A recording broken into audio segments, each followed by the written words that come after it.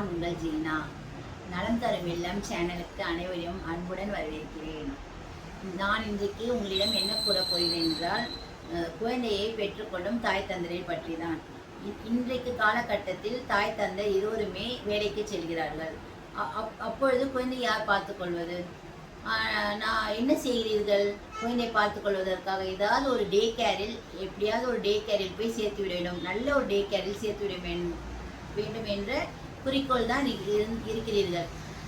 டே கேரில் சேர்த்து விட்டால் நம் குழந்தைக்கு என்னென்ன கஷ்டங்கள் நேரிடும் என்று உங்களுக்கு நன்றாக தெரியும். நாம் என்ன செய்ய வேண்டும்? சரி, இப்போ குழந்தையை நாம் ஒரு டே கேரில் சேர்த்து விட்டால், நாம் வேலைக்கு சென்று விட்டால், நம் நினைப்பு முழுவதும் நம் குழந்தை மீது தான் இருக்கும். நம் குழந்தையை எப்போது நாம் குழந்தையை போய் பார்க்க வேண்டும், எப்போது சாயங்காலம் ஆகும், எப்போது நம் குழந்தையை இட்டுட்டு வந்துவிடும் வீட்டுக்கு, நம் குழந்தைக்கு ஏதாவது ஆகிவிடுமோ என்று அந்த பயத்திலேயே இருக்கும். ஏன் நாம் ஏன் மாற்றி யோசிக்கக்கூடாது? நாம் பெரியவர்களிடம் போய் ஏன் உதவி கேட்கக்கூடாது? நாம் தாய் தந்தையிடமோ இல்லை நாம் அத்தை மாமாவிடமோ போய் ஏன் உதவி கேட்கக்கூடாது?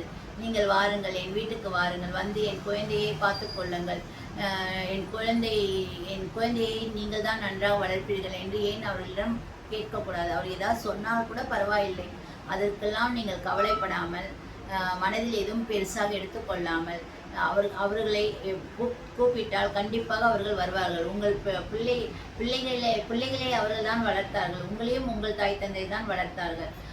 பேர குழந்தையை வளர்ப்பதற்காக கூப்பிட்டால் கண்டிப்பாக அவர் வருவார்கள். அவர்களிடம் கண்டிப்பாக நாம் போய் அழைத்தால் கண்டிப்பாக அவர் வருவார்கள்.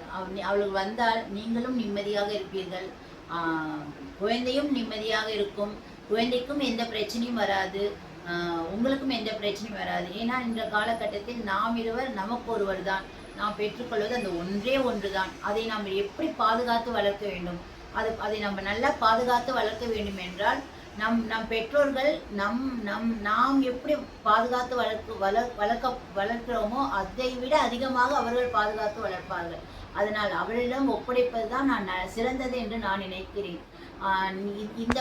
இது போல் இருந்தால் உங்களுக்கும் பிரச்சனை வராது. குழந்தையை பற்றி யோசிச்சு உங்களுக்கு தான் உடல்நிலை மிகவும் மோசமாகும். இதனால் குழந்தையின் உடல்நிலையும் மோசமாகிவிடும். அதனால் பிரச்சனை அதிகமாகி கொண்டே போகும். நாம் இந்த பிரச்சனையெல்லாம் ஒரு தீர்வு காண வேண்டும் என்றால் நாம் பெரியவர்களை போய் அழைத்து வந்து நம் வீட்டில் வைத்துக் கொள்வது தான் நல்லது என்று நான் நினைக்கிறேன். இது உங்களுக்கு நல்லது என்று நினைத்தால் கண்டிப்பாக இதை செய்யுங்கள். வணக்கம். நான் இனி ஷேர் பண்ண போகிற வீடியோஸ் எல்லாம் உங்களுக்கு பிடித்திருந்தால் என் வீடியோவை லைக் பண்ணுங்கள், ஷேர் பண்ணுங்கள், சப்ஸ்கிரைப் பண்ணுங்கள். மறக்காமல் பக்கத்தில் இருக்கிற நோட்டிஃபிகேஷன் பட்டனை கிளிக் பண்ணி விடுங்க. நன்றி. தேங்க்யூ. பாய்.